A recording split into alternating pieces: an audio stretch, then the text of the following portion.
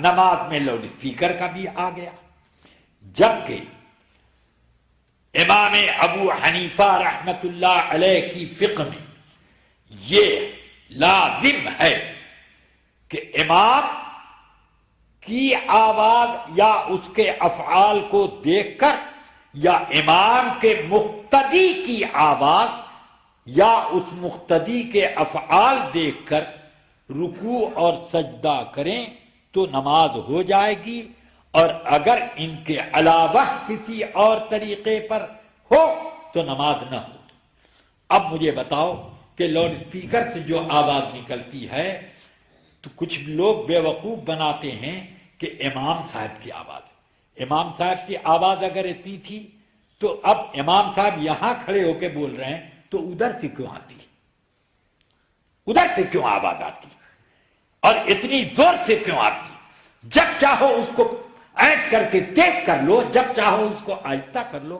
امام صاحب کا کان اینٹ کر کے بھی کبھی کر لیا ہوتا تب ہم سمجھتے۔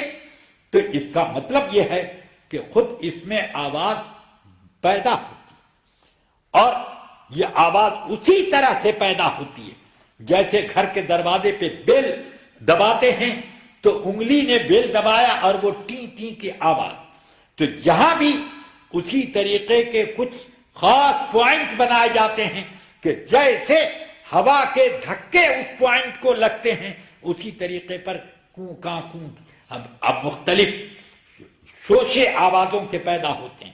اس سلسلے میں آپ انسائکلوپیڈیا میں دیکھیے کہ میکروفون کی تحقیق پر کیا لکھا۔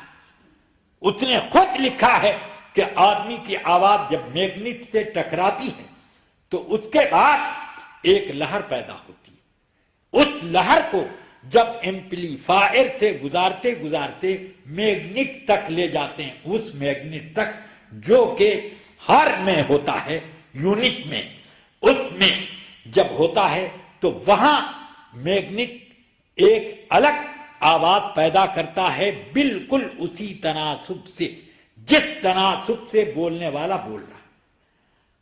تو یہ ایک نئی آواز ہوئی، ہماری نہ ہوئی، اور اگر ہماری ہوئی تو یہ ہم نے کب ٹی ٹی کرنا شروع کیا تھا جو اس میں سے ایک آواز نکلتی ہے۔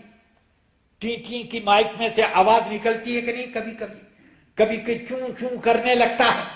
یہ کیا اس کے اندر چوہا چلا گیا تھا؟ کیا اس کے اندر کوئی چیل چیخ رہی تھی؟ یا ہم نے یہ آواز لگائی تھی؟ اس کا مطلب یہ ہے کہ خود اس کے اندر ایسی صلاحیتیں بنائی گئی ہیں جس سے آوازیں مختلف انداز کی بنتی۔ نہ یہ امام صاحب ہیں اور نہ یہ امام صاحب کے مقتدی ہیں، تو اب پھر آپ نے کس کی اقتداء میں نماز ادا کی؟ نماز کیسے ہوگی؟ پھر اس کے علاوہ